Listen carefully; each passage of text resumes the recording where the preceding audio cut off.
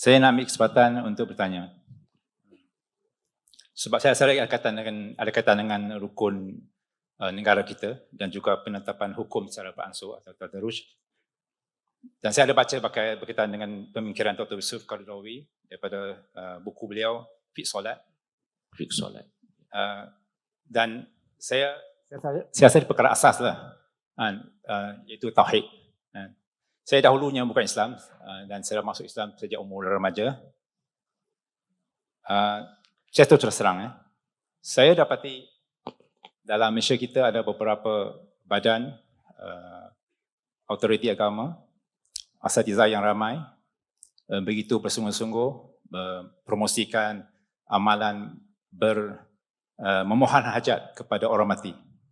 Ada dipanggil sebagai istighasah. Nampak macam jauh lah daripada negara kan, tapi ini perkara asas. So, mereka kita begitu bersungguh-sungguh. So, mengambil kesempatan ini, tuan-tuan ulas apa pendirian yang patut kita ambil dalam hal ini. Adakah kita meraihkan perkara ini kerana katanya ada khilaf, ataupun kita tak pegang pada nas bahawa perkara tidak dibenarkan? Sebab kita dah langgar masa sepatutnya sebagai seminitnya Profesor untuk menjawab soalan ini. Silakan. Sebenarnya untuk soalan Muhammad Uy tadi, Dr. Yusuf Al-Qaradawi sebenarnya ada pandangan berkenaan dengan al-istighathah bil amwat, meminta tolong daripada mayat, dan beliau menganggap perbuatan ini adalah perbuatan syirik yang perlu dijauhkan.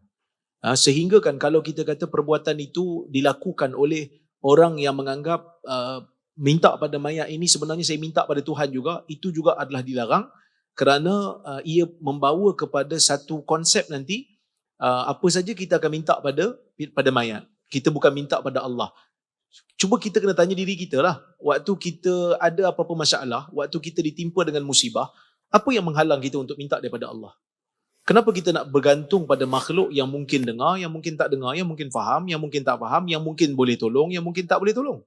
Kita tidak ada satu jaminan. Sebaliknya bergantunglah kepada Allah Subhanahu Wa Taala yang pasti akan berkuasa, yang pasti akan dapat membantu kita. Bukan kata akan dapat, memang pasti akan bantulah kerana Allah Taala ni maha berkuasa kan. Jadi sebab itu kita tinggalkan sesuatu yang meragukan kepada yang sesuatu yang tidak meragukan.